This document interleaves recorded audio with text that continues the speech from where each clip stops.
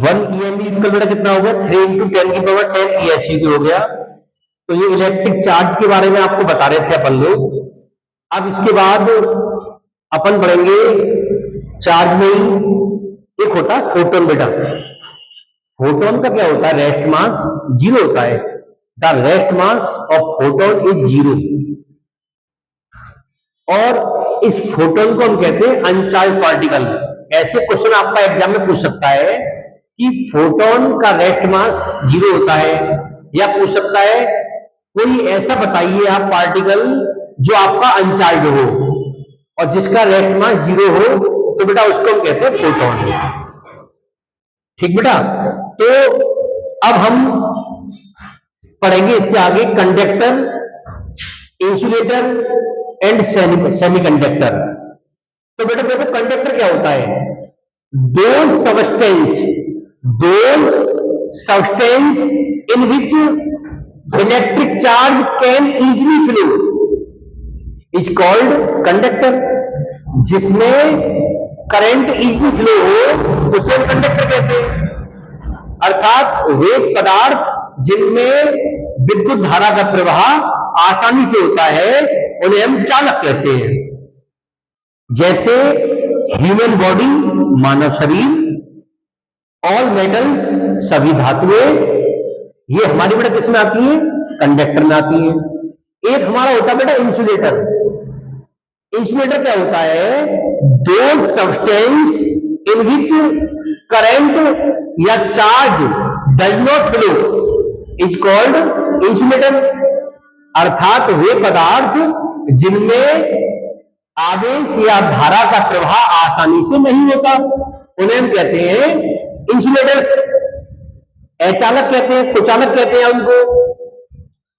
और जैसे example rubber, plastic, glass, और एक और होता है डिस्टिल वाटर।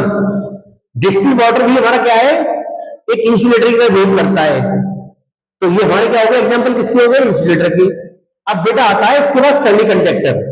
सेमीकंडक्टर एक ऐसी डिवाइस है जिसको हम जब चाहे तो कंडक्टर बना दें, जिसको हम कहते हैं अर्धचालक। जैसे मोबाइल का चार्जर, एक होता है डायोड, जो अपना मोबाइल चालू होता है ना, वो एक डायोड में वेट करता है, वो भी एक सेमीकंडक्टर है।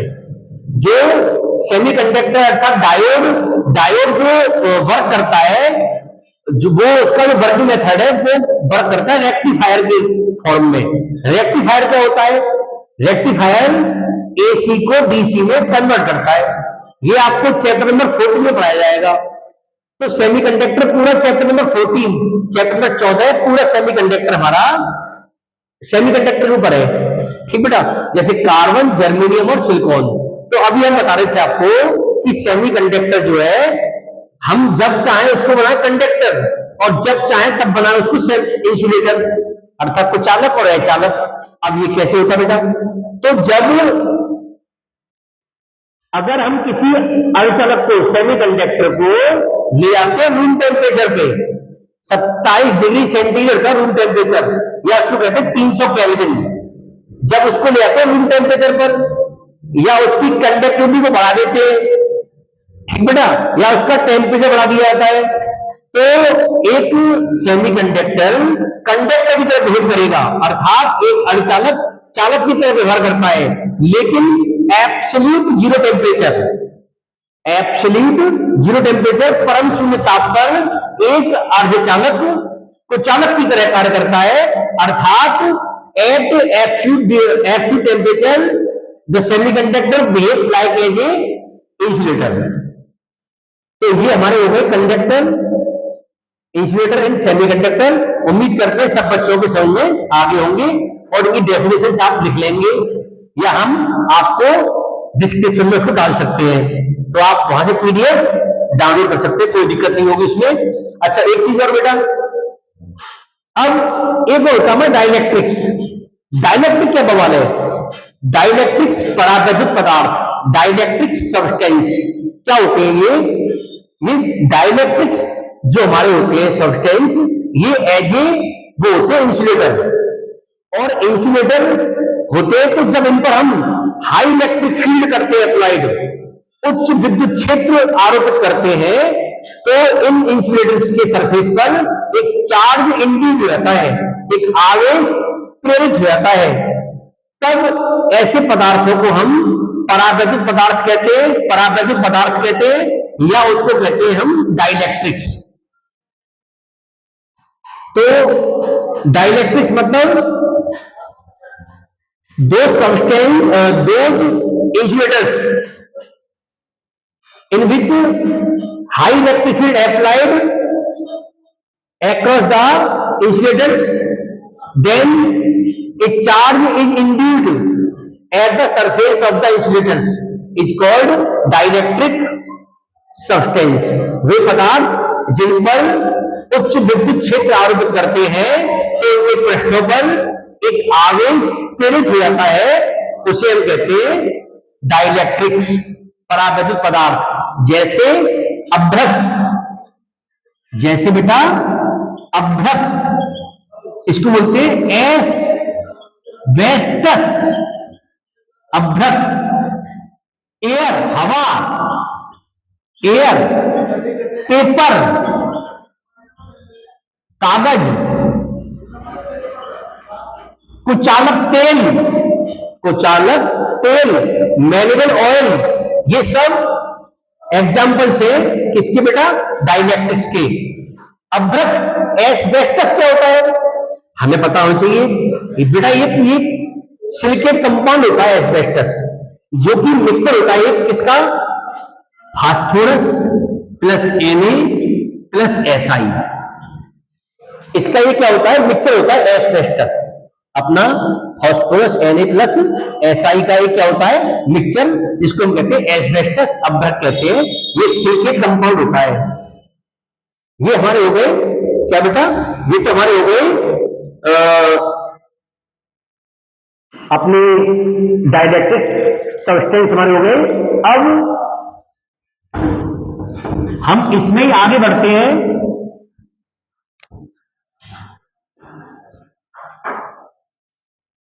इसमें हम आगे बढ़ते हैं, तो इसके बाद हमारा टॉपिक आता है इलेक्ट्रोस्कोप। इलेक्ट्रोस्कोप क्या होता है बेटा?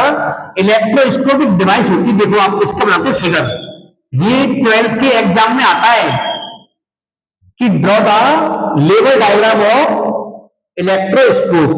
तो बेटा इलेक्ट्रोस्कोप देखो क्या होता है, ये एक ऐसी डिवाइस होती है, ये डिवाइस होती है जिसकी हेल्प से हम किसी भी ऑब्जेक्ट पर चार्ज की प्रेजेंस को बताते हैं।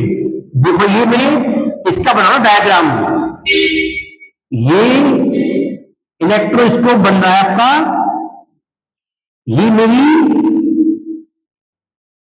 मेटेलिक नॉब, ये क्या मेरी मेटेलिक नॉब, धात्विक घुंडी।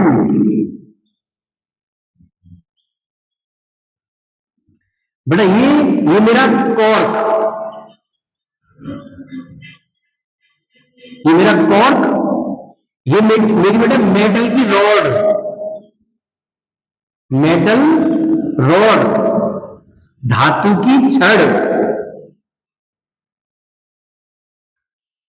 और बेटा यहां पे गोल्डन लीव्स, क्या बेटा हमारी golden leaves,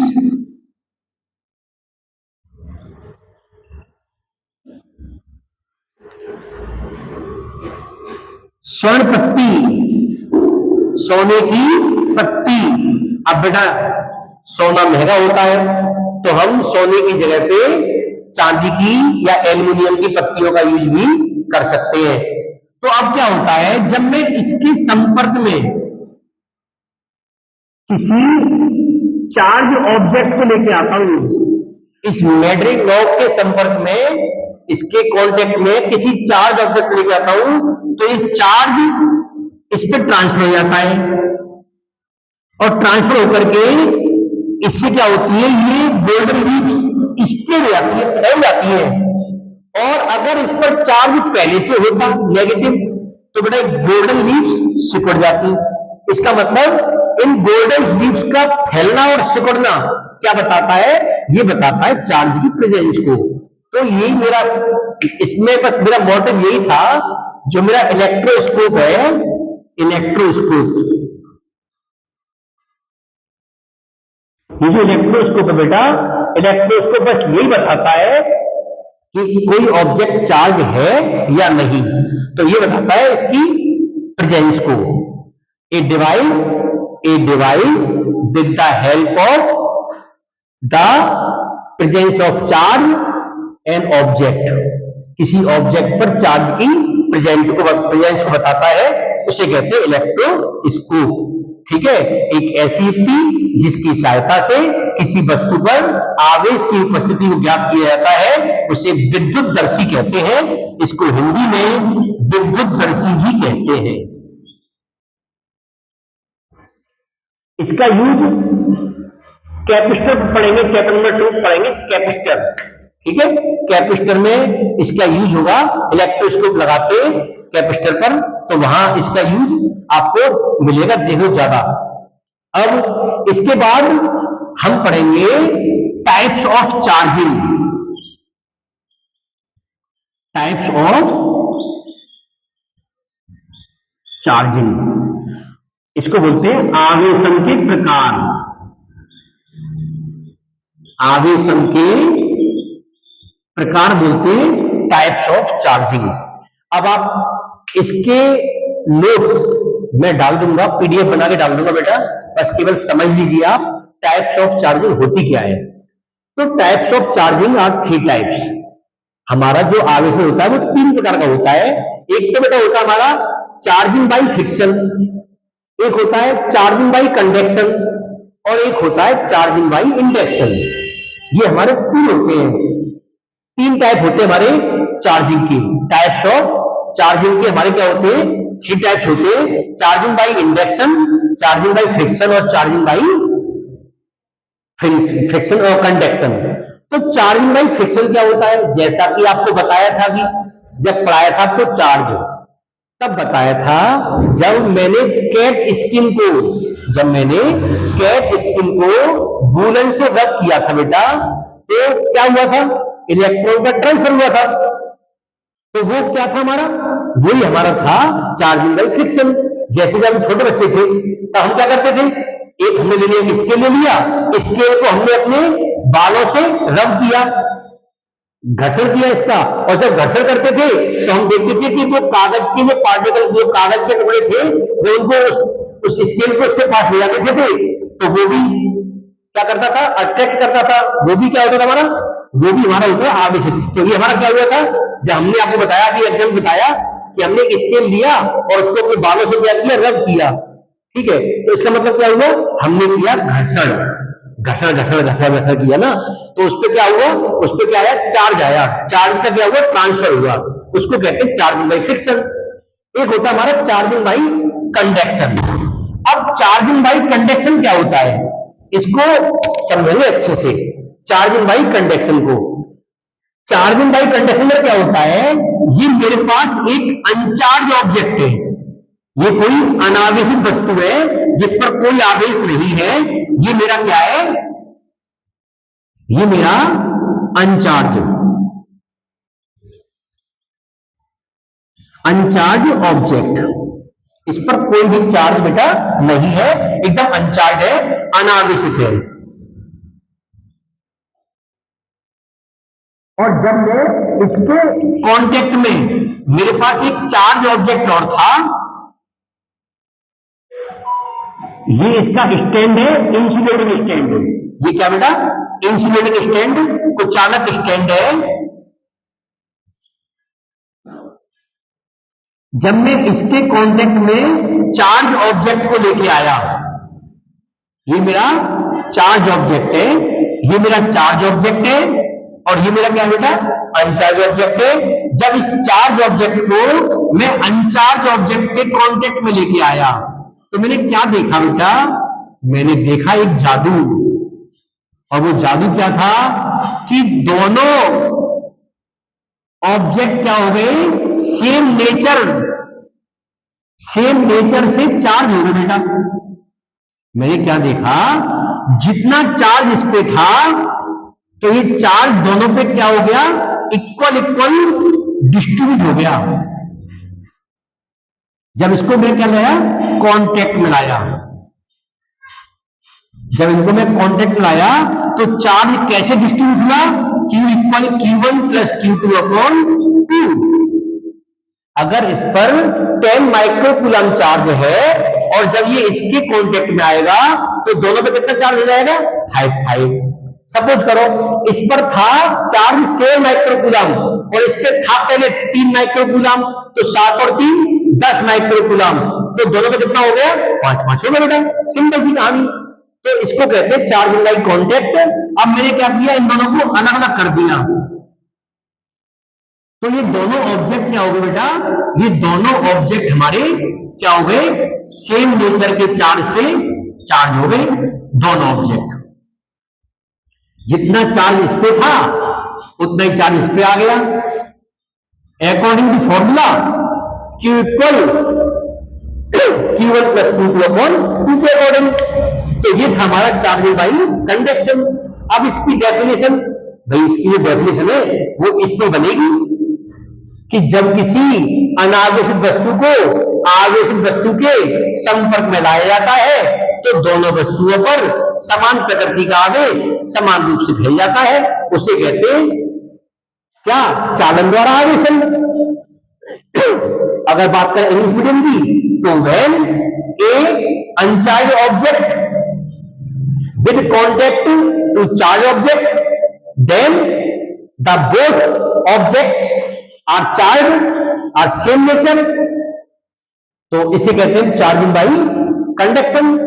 charging by induction क्या होता है, चार्जिंग बाई इंडक्शन में हम ऑब्जेक्ट को ना तो टच करेंगे और फिर भी उस ऑब्जेक्ट पे हम अपोजिट नेचर का चार्ज लेके आएंगे। देखो कैसे, जैसे ये मेरे पास एक अनचार्ज ऑब्जेक्ट है, अनचार्ज है, इसका ये सरफेस P है, इसका ये सरफेस Q है।